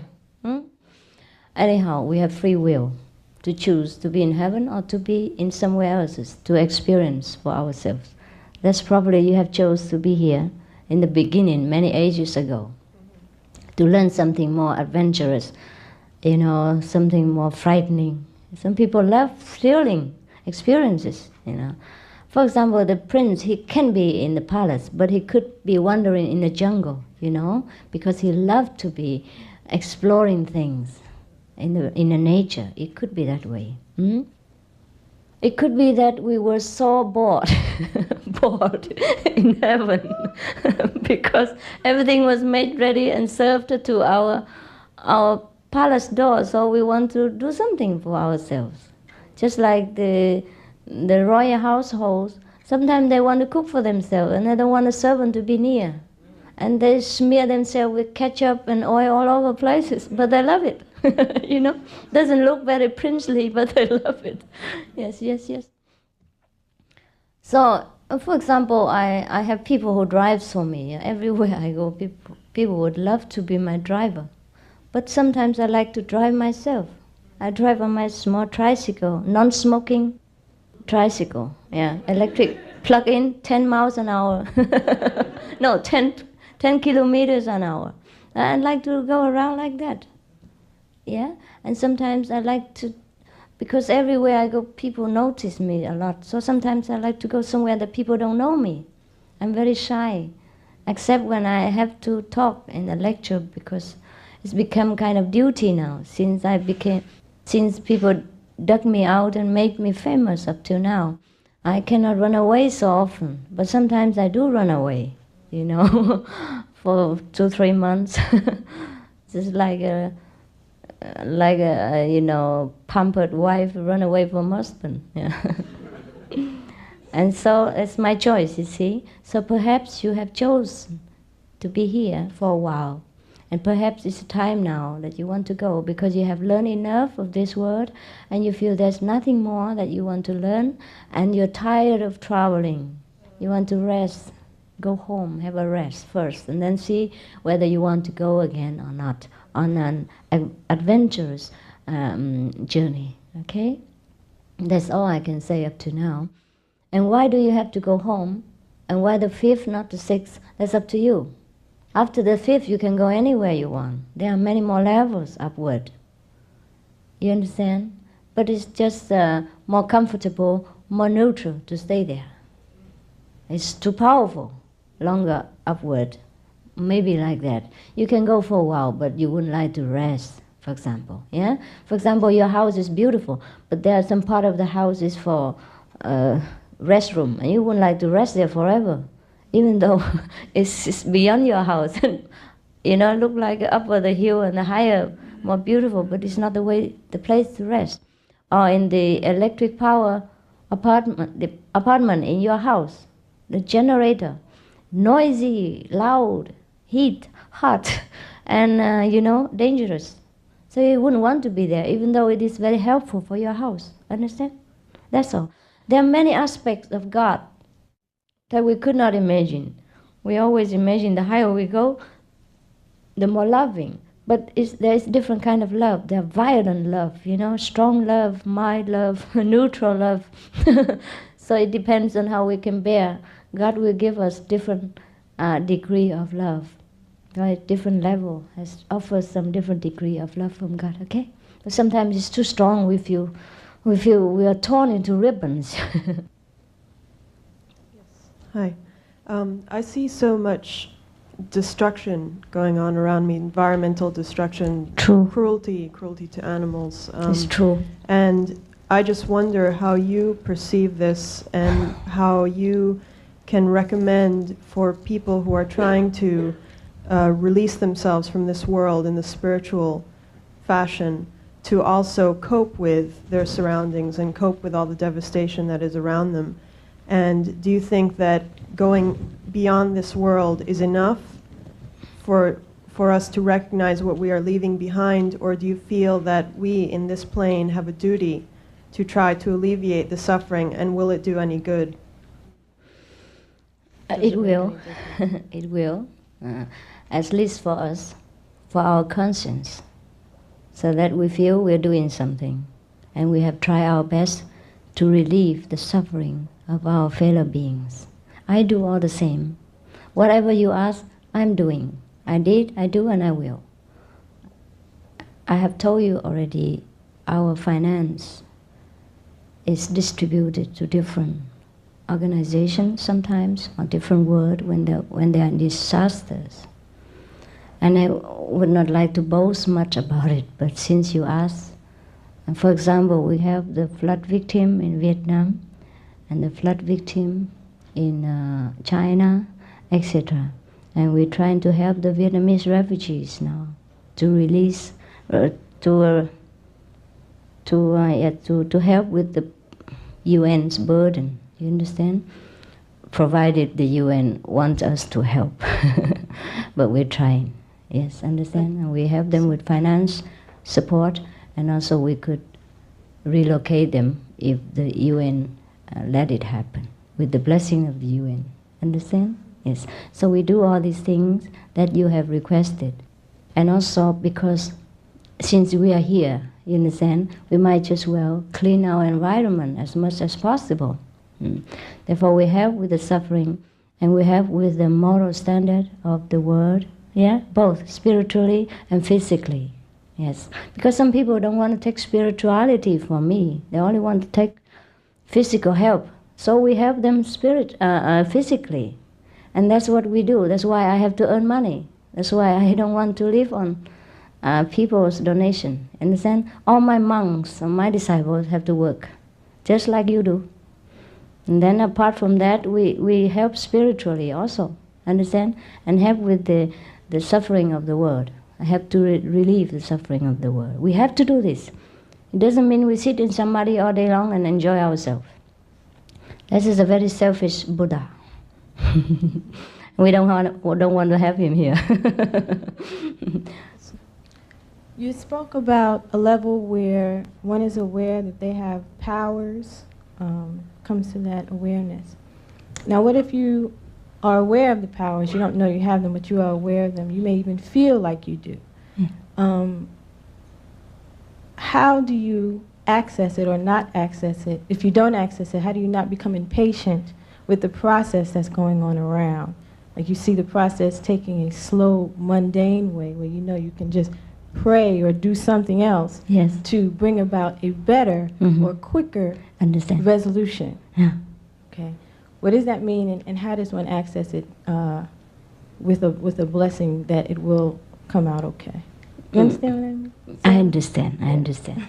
What you meant is that when we have a power to change things, and where the things around going in a bureaucratic way and a slow way, how would you have the patience to bear it, right? Or would you just pray or do some magic or point a finger and push it, right? No, I have patience. Because we have to work with the pace of this world in order not to bring it into chaos. Yes. For example, a child cannot run. Not because you are in a hurry or you want to run and you make the child stumble and fail. So we have to be patient. Even though we have the power to run, we walk with the child. Yes, that's why sometimes I'm also frustrated and impatient, but I have to teach myself to be patient. That's why I have to go and bow my head from one president after another for the refugees, to take them, even though we want to add all the financial support. We have to go through the bureaucratic system. Give Caesars what belongs to Caesars. Understand? I'm not going to wheel my head or to point a finger at the UN even, make them run. No. We cause disaster in this world if we use physical magic power. Understand? It has to go the way it goes. But we can elevate people's consciousness by spiritual healing, by spiritual wisdom, understanding, impart to them the knowledge that they're willing to do it, you understand, and cooperate. That's the best way, not to use magical power. I never intentionally use magical power in any aspect of life, but miracles just happen around spiritual practitioners. That's very natural, but not intentionally, you understand? Not trying to push things. Yes, that's no good. The child cannot run. All right, you satisfied with my answer? If any of my answer doesn't suit you, please let me know, because I can explain further. But I trust you're very intelligent, being the most chosen and intelligent people of all nations. Therefore, I don't elaborate very much. Yeah? Any more questions? Yes, behind there.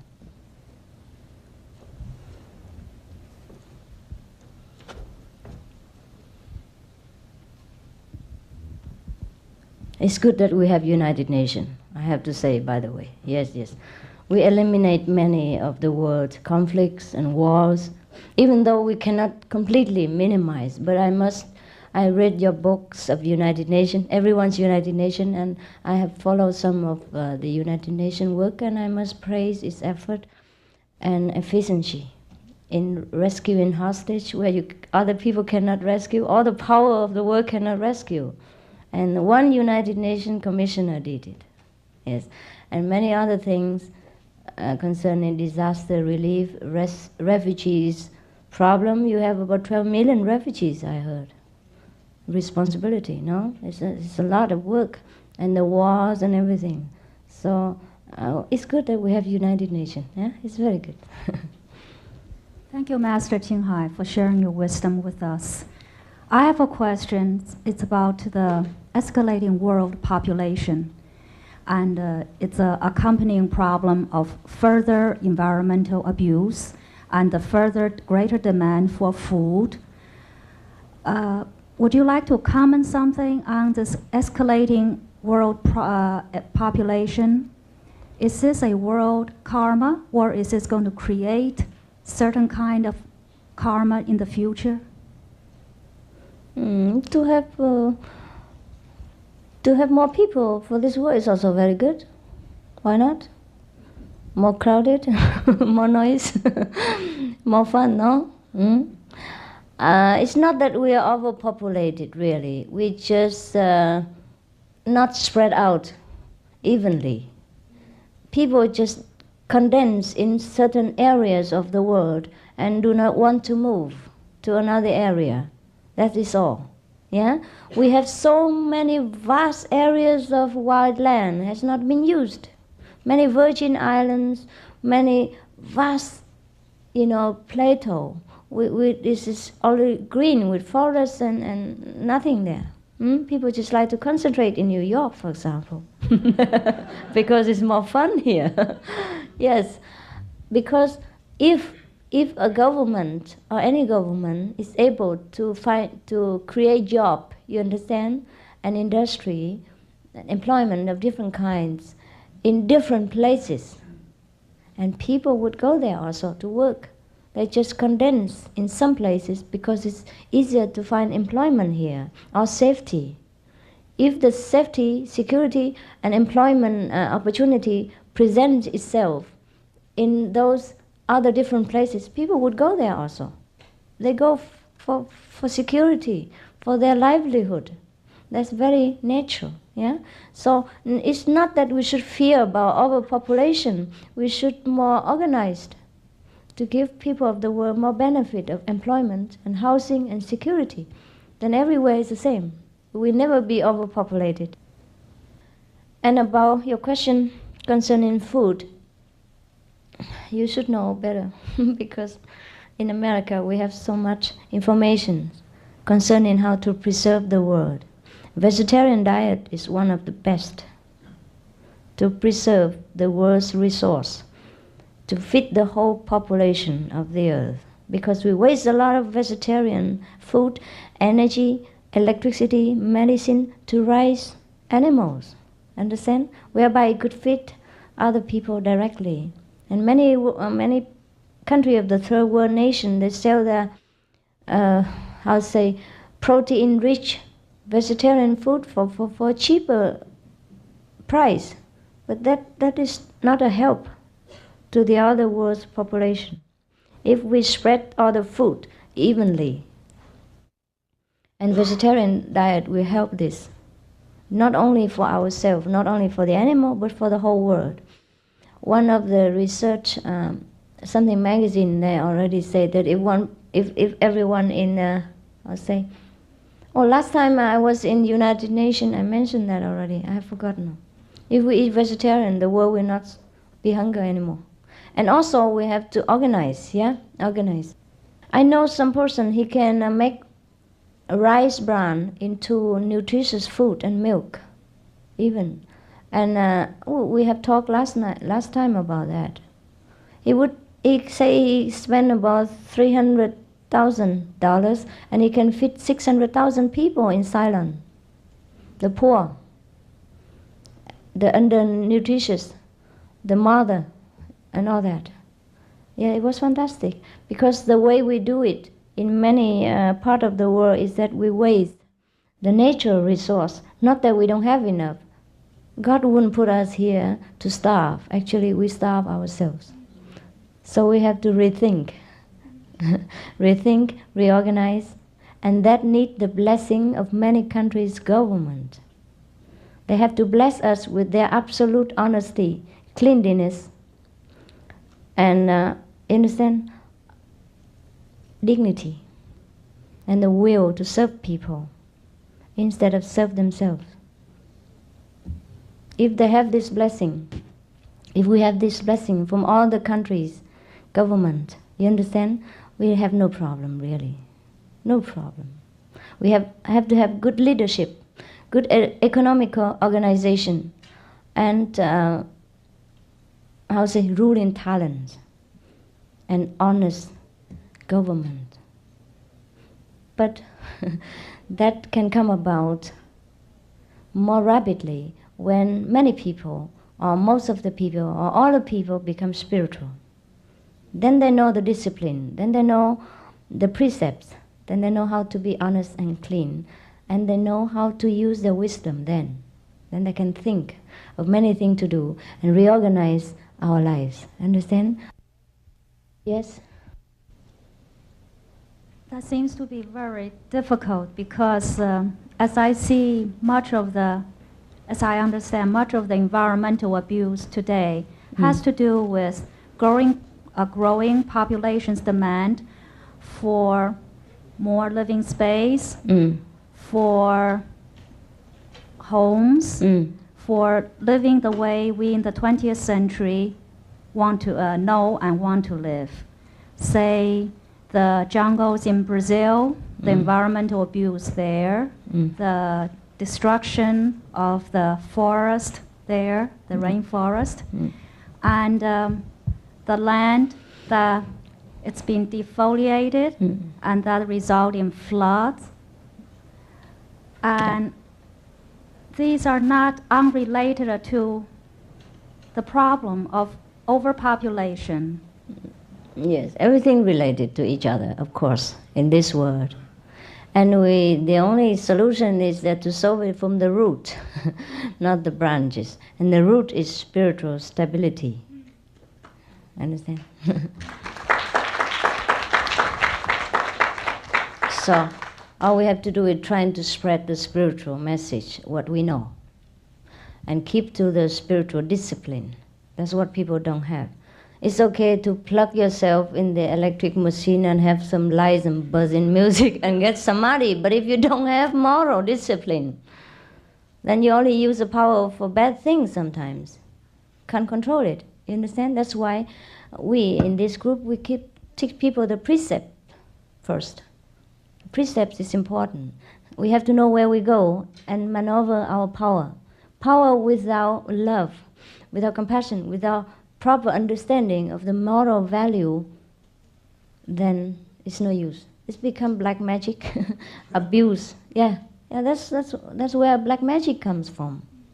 Understand? So it's easy to get enlightenment. It's hard to keep it.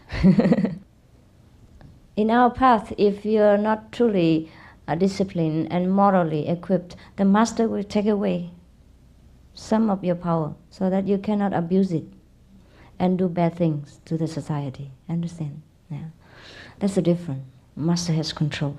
The master power, okay? Yes, I am very happy with all of your intelligence questions.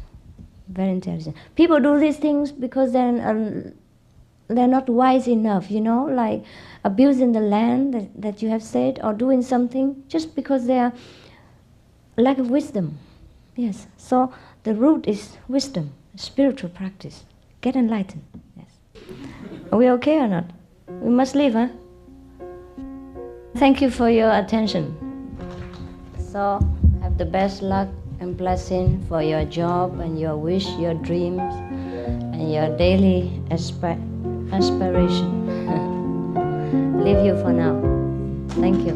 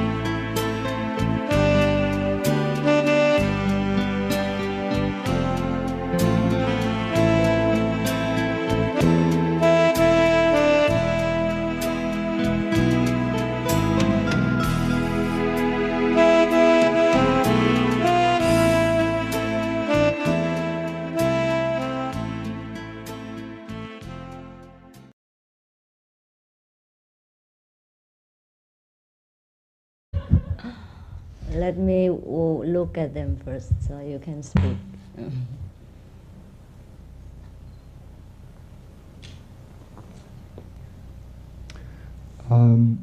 I am what you might call a spiritual seeker, and I've been that for probably all of my life.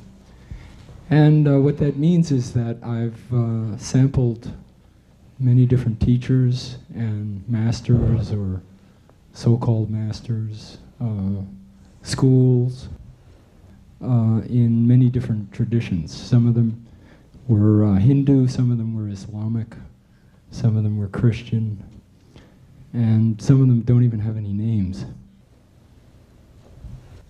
And I had been doing this seriously for maybe 20 years. And I was living in New York City, and I found an ad in the newspaper. And what it said was the key to instant enlightenment. And it said Master Ching Hai. And I looked at that and I laughed.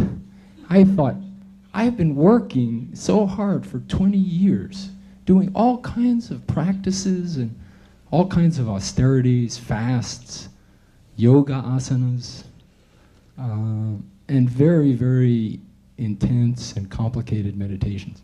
And here's someone saying instant enlightenment? And I said, well, I want to go see who this is because I want to come and scoff. I want to criticize. And that was really... See how dangerous it is. That was my reason for coming. And so, I was, all proud, and I went over, it was at Columbia University, and this was in the fall of '89. And I go in and I sit sort of near the back, because I'm not, all that interested.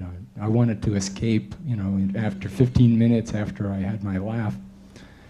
And I sat there, and I heard the speaker, like me, and I said, oh, I've heard this so many times. Someone, a disciple comes up and says how much they love their master and all the miracles. Like they talk about all the miracles. And, how many times can you listen to this? I've heard it, and, well, I see this person is very, devoted to their master, and it didn't impress me. I didn't, in fact, I have to confess that when I started buying tapes of master, I would fast forward through the speeches like mine. So I expect for the rest of my life, people are going to fast forward through this speech. Oh, that's how you came. Huh? Yes. So thanks to you that I knew his secret. I didn't know that. So, oh boy. So I sat down there and I listened to her talk, and my mouth dropped open, and it was flawless. I thought that I was really good at detecting truth, and there was absolutely nothing I could criticize. And not only that, I found that by the end of the lecture, and it was a long lecture, I think it was maybe 2 hours, with part of it was English, part of it, the question and answers were in Chinese. And I found that when she was talking Chinese, I didn't even care. I mean, it was like being there felt so good. And I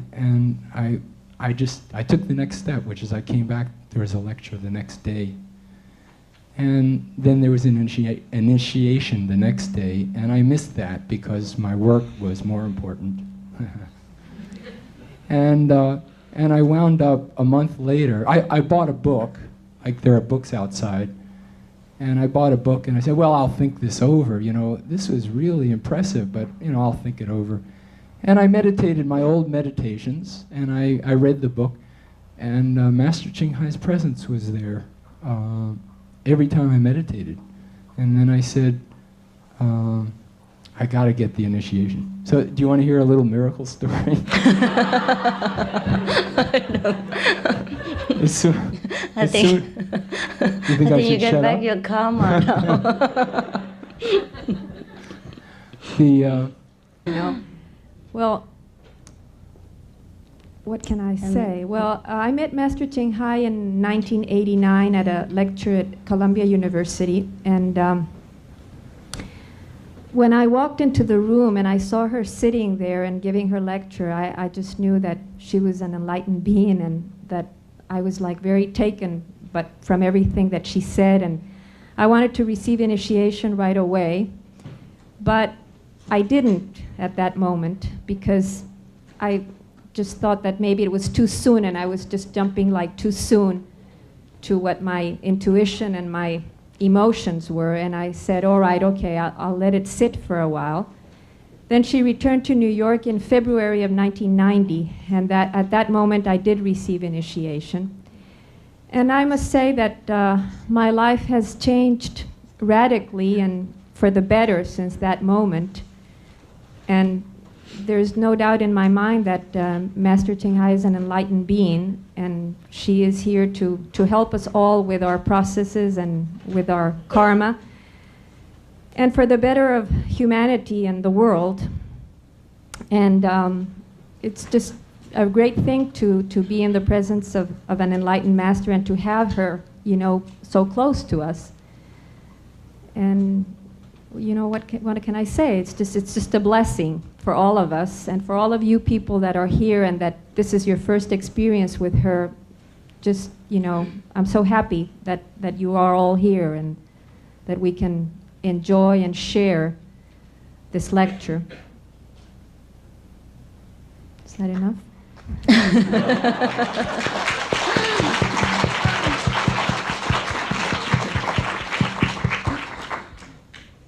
I don't know what the United Nations people want, so you ask them whether that's enough or not. UN people are happy with what I just said. Would you like to listen to Master? Yeah? Yeah, they say yes. I think let Stephen speak a little bit more. Give me some time to get to know my people here. Stephen has a sore throat and can barely speak. As soon as I decided I really wanted the initiation, I got a coupon in the mail from Continental Airlines for a round-trip ticket to the West Coast for $189. I said, wow, I can afford that. I can get there. I can actually go. And I went to the ticket agency, and they said, no, we can't honor this. I said, well, what do you mean? I have this coupon. They went in the back and called Houston or wherever they call, and they came back and said, yeah, 4 of these have shown up, so we have to honor it. So I had my ticket, you know, and I was going to get my initiation. And I'm still here.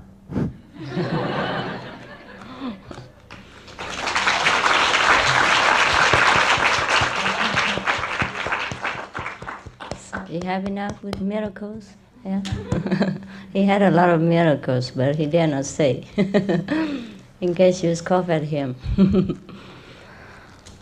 Many things I don't know. It's the first time I heard something from him also. It's like you. So welcome to the United Nations. And please pray together for a while in your own belief that we are grateful for what we have, what we are given, and we hope that those who have not enough will be given the way we are given. The world's refugees, the war's victims, the soldiers, the government leaders, and of course the United Nations leaders will be able to accomplish what they want and live together in peace.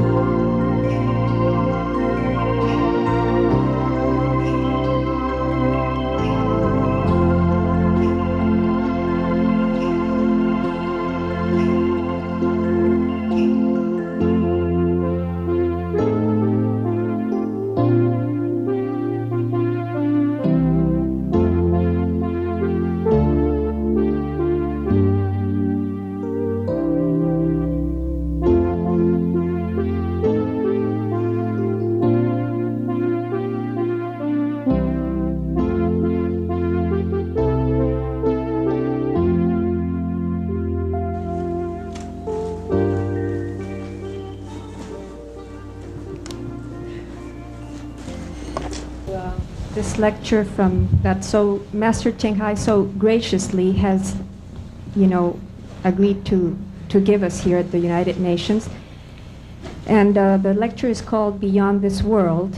And I'm just so happy that she has, come to speak to all of us. And I really have nothing to say, but except that just leave you with Master, and she's the one that you should listen to. Thank you very much. That's all. That's all. That's all. So now she leave me with all the trouble. I think someone has to help me for a while. You invite some of the Americans who are representative. Is Elizabeth here? No, she's not here yet. Who? Elizabeth? Well, I could just, if Master wants a little help, I could just say some words.